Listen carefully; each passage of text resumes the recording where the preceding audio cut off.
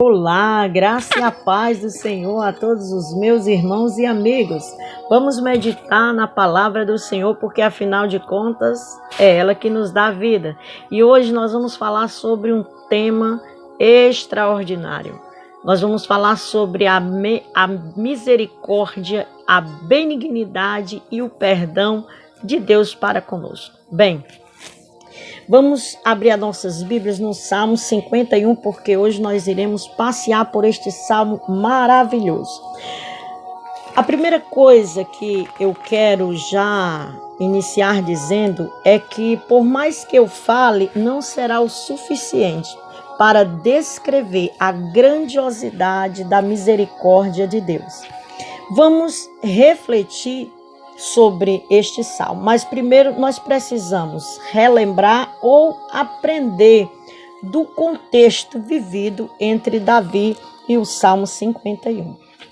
A Bíblia diz que Davi, ele certo dia passeando em seu palácio, ele encontra à vista de longe uma mulher que a sua beleza lhe salta aos olhos, de tal forma que ele passa a desejar aquela mulher.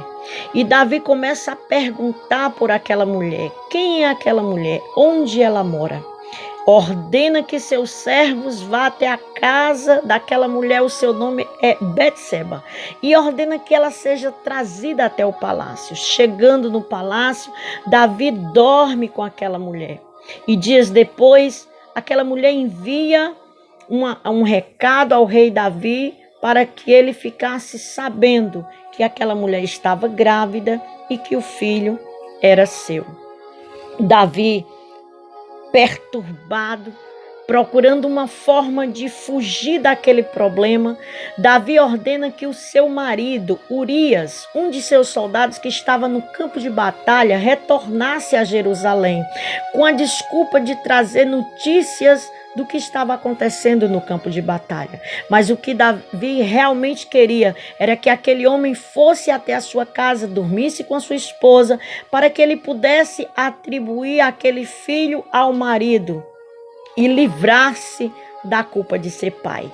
Mas ele não conseguiu. A Bíblia diz que ele faz 2 tentativas frustradas.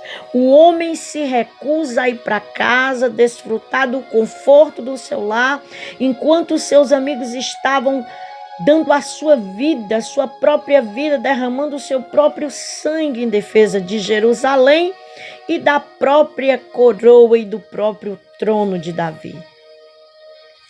Davi, não tendo saída, escreve uma carta e envia pelas mãos do próprio Urias. Quando Urias chega no campo de batalha, que entrega aquela carta ao general, estava escrito: Davi havia ordenado que o general colocasse Urias no campo de batalha onde ele não houvesse chances de sair daquele lugar com vida. E assim aconteceu. Urias é morto no campo de batalha. A notícia chega em Jerusalém e quando Betseba fica sabendo que o seu esposo havia morrido, Betseba vive o seu luto e após viver o seu luto, Davi ordena que os seus servos vá até a casa de Betseba, trazê-la para viver com ele no seu palácio, como nada tivesse acontecido, como se nada houvesse acontecido. Mas há um Deus no céu que vê todas as coisas. E quando Davi pensava que tudo estava resolvido, o profeta Natan chega no palácio e começa a contar uma história para o rei Davi. E aquela história enfurece o rei Davi, porque naquela história contada pelo profeta havia uma prática de injustiça contra um pobre homem. E o rei, enfurecido, diz: este homem é digno de morte. E quando ele diz isso, o profeta Natan aponta para Davi e diz: ó rei, este homem és tu.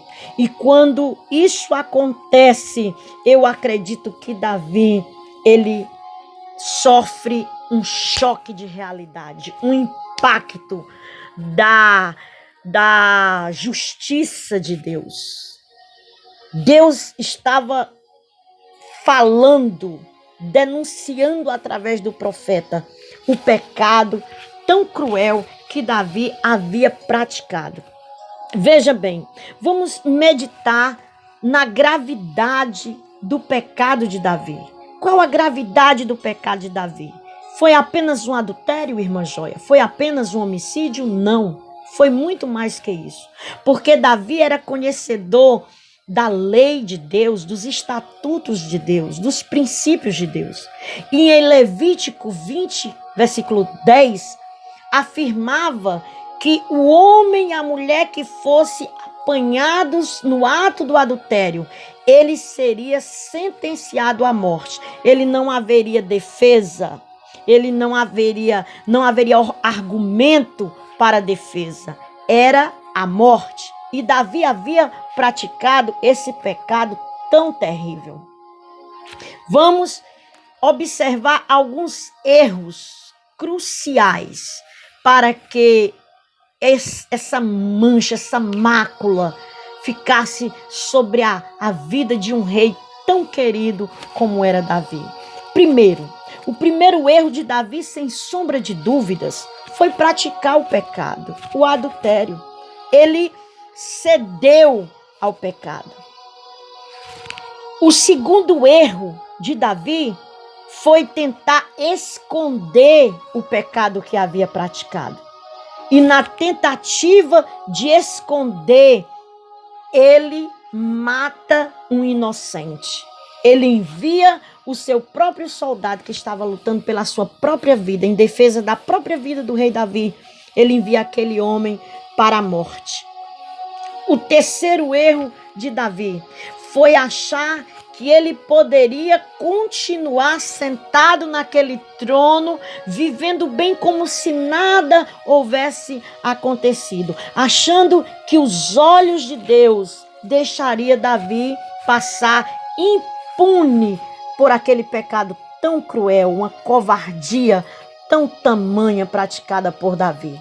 Bem, nós, desses erros de Davi, facilmente nós tiramos para a nossa vida alguns ensinamentos importantíssimos. Primeiro, chamo a tua atenção para isso. Primeiro, não podemos alimentar a tentação. Quando Davi viu aquela mulher linda, ele sofreu ali uma tentação. Davi foi tentado a desejar aquela mulher. Até aí tudo bem. O erro de Davi foi alimentar a tentação que chegou diante dos seus olhos. Ao invés dele renunciar, não. Ele procurou informação de onde ela era, onde ela morava, de que forma ele ia trazer.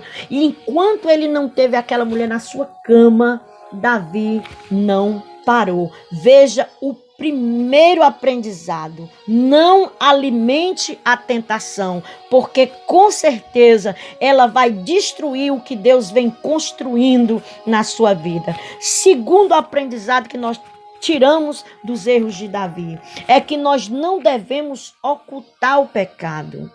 Pecar, nós pecamos porque somos falhos. E ninguém é juiz de ninguém para condenar, nem tampouco absolver.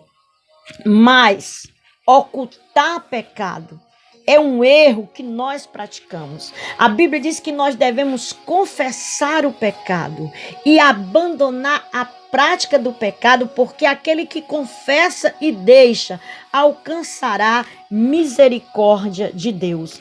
O terceiro ensinamento que nós tiramos para as nossas vidas é que nós não devemos viver uma vida enganando a nós mesmos, achando que vamos viver praticando injustiça e pecado e acumulando sobre nós este mal, pensando que o Senhor nunca irá nos chamar para prestar conta dos nossos atos e das nossas obras. Quando Natan denuncia o pecado de Davi, quando Natan expõe diante de Davi o mal que ele havia praticado, então Davi, ele sofre um choque de realidade. Eu posso dizer que Davi volta a si, porque nesse momento, nós vamos agora falar dos acertos de Davi em meio a essa situação. Davi começou errando desde o princípio, quando ele desejou aquela mulher, levou para a cama, assassinou o seu marido. Então, no meio dessa situação, Davi começa agora a acertar o passo novamente. Então, vamos falar um pouco acerca dos acertos de Davi nessa situação. A primeira coisa que Davi acertou é que Davi, ele não fugiu da presença de Deus. Quando Adão pecou, Adão fugiu da presença de Deus, se escondeu de Deus porque havia pecado. Davi pecou e ele não fez como Adão, ele fez o contrário, ele correu para a presença de Deus. Ele correu para buscar a presença de Deus. Um acerto de Davi nessa situação. Segundo, Davi não atribui a culpa do seu pecado àquela mulher que tinha se tornado sua amante e depois sua esposa. Não. Davi comete aqui, pratica o segundo acerto. Davi atribui o seu pecado a ele mesmo. Ele responde diante de Deus pelo seu erro, assume a sua culpa sem culpar ninguém. Então, isso foi um segundo acerto de Davi. Terceiro, Davi, ele confessa o seu estado deplorável na presença de Deus. Davi, ele chega para Deus e diz: Senhor, purifica-me com hisopo e eu ficarei puro. Lava-me e eu ficarei mais alvo que a neve, ou alvo como a neve. Davi diz, ele pede para Deus para criar nele, irmão, um coração puro e renovar nele um espírito reto. Davi assume diante de Deus que o seu coração não era mais aquele coração puro. Davi assume diante de Deus que o seu espírito não era mais um espírito reto, que Davi estava em pecado, em rebeldia, em desobediência, e isso foi um acerto também diante do Senhor. Davi, ele diz que os seus lábios estavam, irmãos, cerrados. Olha só, os lábios de Davi estavam cerrados. Pare para pensar a gravidade. Quem era Davi? Davi era aquele menino que pegava a sua harpa e salmodiava ao Senhor, que cantava hinos de louvor e adoração, ao ponto que os demônios que atormentavam a vida do rei Saul saíam do rei somente por Davi dedilhar sua harpa. E Davi está dizendo: Senhor, abre os meus lábios. Porque o que Davi estava querendo dizer? Davi estava dizendo: eu não te louvo mais. Os meus lábios não te louvam mais. Eu não sou mais aquele rei que dedilha a harpa. Eu não sou mais aquele servo que te adora. Os meus lábios foram cerrados pelo pecado. Isso também foi um acerto nessa ocasião, das atitudes de Davi. Outra coisa que Davi confessa, ele diz: Senhor, renova a alegria da salvação. Davi não tinha mais a alegria daquele rei que saiu dançando no meio do povo. Davi não tinha mais aquela alegria na presença dos súditos. Renova-se a alegria da salvação. Davi, ele acerta quando ele expõe para Deus o estado deplorável que estava, a sua comunhão, a sua intimidade com Deus. Outra coisa, vamos para outro ponto. Davi confia na misericórdia, mais um acerto. Ao invés de Davi se esconder, ao invés de Davi atribuir culpa, ao invés de Davi maquiar o seu estado espiritual, Davi, ele resolve confiar. Eu vou lançar tudo diante do meu Deus e esperar que a sua misericórdia me alcance. Outro acerto de Davi, confiar na misericórdia de Deus. Quando Davi, ele faz isso, eu fico assim, vendo agora uma transformação, um início de uma restauração na vida de Davi, porque eu vejo Davi voltando a ser o homem de Deus que um dia ele foi, porque Davi, irmãos, ele não foge do tribunal de Deus. Eu disse para você que em Levítico 20, versículo 10, o pecado era gravíssimo e o rei estava condenado à morte. Era um pecado de morte. Mas Davi, mesmo sabendo da gravidade do seu pecado, ele não deseja fugir do tribunal de Cristo, de Deus. Ele não deseja sair impune da situação. Ele se coloca na presença de Deus para ser exatamente julgado pelo Senhor, para que o pecado fosse expulso, para que ele pagasse uma sentença e aquele peso de culpa e de pecado pudesse sair de sobre os seus ombros. Davi apenas roga a Deus que ele seja julgado segundo as misericórdias de Deus e segundo a sua benignidade. Davi pede para que o Senhor seja benigno para com ele no momento em que julgasse o seu pecado. Mas Davi queria ser julgado até para que fosse absolvido depois pelo crime praticado. Davi usa a expressão purifica-me com hisopo. Por que Davi usa essa expressão? Porque quando o leproso estava curado da sua lepra, o sacerdote pegava aquele ramo, porque hisopo é uma planta, é uma ramagem, eles embebiam no sangue do animal e aquele sangue ou água era aspergido sobre aquele que necessitava da purificação. E quando o sacerdote fazia isso, o leproso era considerado curado e podia retornar para o arraial, para conviver entre os seus, ter a vida normal de antes. O que Davi estava dizendo para Deus era exatamente isso. Eu quero ser como antes. Eu quero voltar a ser o que um dia eu fui. Eu quero receber a alegria da salvação. Eu quero ser renovado no meu espírito. Eu quero receber um coração novo, um coração puro. Eu quero ter as minhas vestes limpas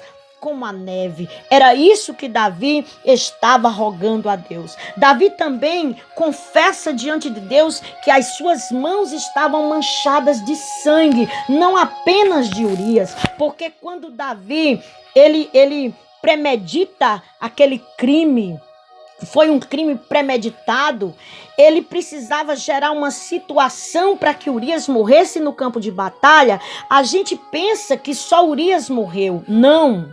Para fazer aquela situação, outros morreram junto com Urias. Não foi apenas o sangue de Urias que foi derramado por conta do pecado de Davi naquele campo de batalha. Que coisa terrível. Se a gente puder aprofundar nessa questão, no peso, na culpa, da forma cruel como Davi agiu naquela situação.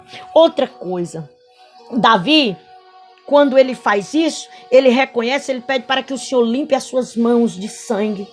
E aí Davi revela a intimidade que ele tinha com Deus. Sabe por quê, irmãos? Porque Davi, ele no versículo 11, ele diz assim, depois que ele assume o pecado, não acusa ninguém, depois que ele não foge da presença de Deus, depois que Davi expõe diante do Senhor o estado deplorável do seu espírito e da sua intimidade com Deus, no versículo 11, Davi diz assim, Senhor, não me lances fora da tua presença e não retires de mim o teu espírito. Aí você pergunta, irmã Joia, alguém que adulterou e que praticou o homicídio não apenas de um homem, mas de outras pessoas, ainda podia abrir a boca e rogar para que Deus não tirasse ele da presença, não lançasse ele fora da presença de Deus e não retirasse dele o seu espírito.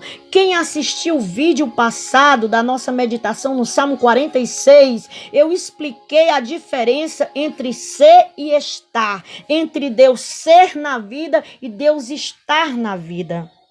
Estar é um momento transitório. Quando Davi pede para que o Senhor não retire ele, lance ele fora da presença, Davi estava na presença do Senhor. Não significa que ele estava em obediência, em comunhão, mas que Deus estava ali denunciando o pecado de Davi. Deus estava ali arrancando, tirando a cortina do palácio e lançando no rosto dele o pecado que ele tão cruelmente lutou para esconder, para ocultar, ao ponto de matar a vida de homens fiéis a ele na batalha. Oh, coisa, Jesus, tenha misericórdia. Então, Davi, ele diz assim: Senhor, mas o Senhor ainda está aqui. E aqui eu quero encerrar o nosso vídeo, porque já foi longo demais. Mas eu quero encerrar dizendo para você: Davi reconheceu que Deus ainda estava com ele naquele lugar. Se essa palavra tocou no teu coração, serviu para você de alguma forma, se de alguma forma você tem pecado diante do Senhor, eu quero dizer para você que Deus ainda está aí. Através desse vídeo, dessa palavra que eu estou enviando para você, Deus está dizendo que Ele ainda está aí, ainda está te contemplando, embora não esteja concordando, embora não vá manter isso da forma como está, porque não é do caráter de Deus, o Senhor ainda está aí chamando você para a reconciliação, está chamando você para o conserto, para que você faça como Davi, aproveite a oportunidade que o Senhor está te dando, te reconcilia com Deus. A palavra do Senhor nos dá vida, não importa o pecado que nós praticamos, se nós formos à presença de Deus reconhecendo que somos falhos, assumindo o nosso pecado, pedindo ao Senhor a sua misericórdia e bondade, o Senhor nos ouvirá e nos perdoará. Recebe esta palavra no teu coração. Recebe a graça salvadora do Senhor. Reconcilia-te com o teu Deus, porque o Senhor ainda está aí, te alertando do pecado. Grande é a misericórdia. Davi caído, Davi em pecado, Davi insensível, Davi esquecido do mal que havia praticado. Mas mesmo assim, naquela hora, Davi sentiu a necessidade de reconciliar com Deus, de voltar à sua aliança com Deus. Em nome de Jesus, sinta a necessidade de reconciliar-se com Deus. Sinta a necessidade de refazer a tua vida, a tua intimidade com Deus. Volta aos braços do Pai. Clama e o Senhor te perdoará, porque grande é a misericórdia. E como eu comecei esse vídeo dizendo, nada do que eu diga aqui, ainda que eu conclua agora, ou que eu passe a noite inteira, o dia inteiro falando sobre isso, não será suficiente para descrever o tamanho e a eficácia da bondade e da misericórdia para conosco, os pecadores. Deus nos quer ver puros, retos e cheios da alegria da salvação. A paz e a graça a todos vocês e até o próximo vídeo, meditando na palavra do Senhor, porque, afinal de contas, é a palavra do Senhor que nos dá vida.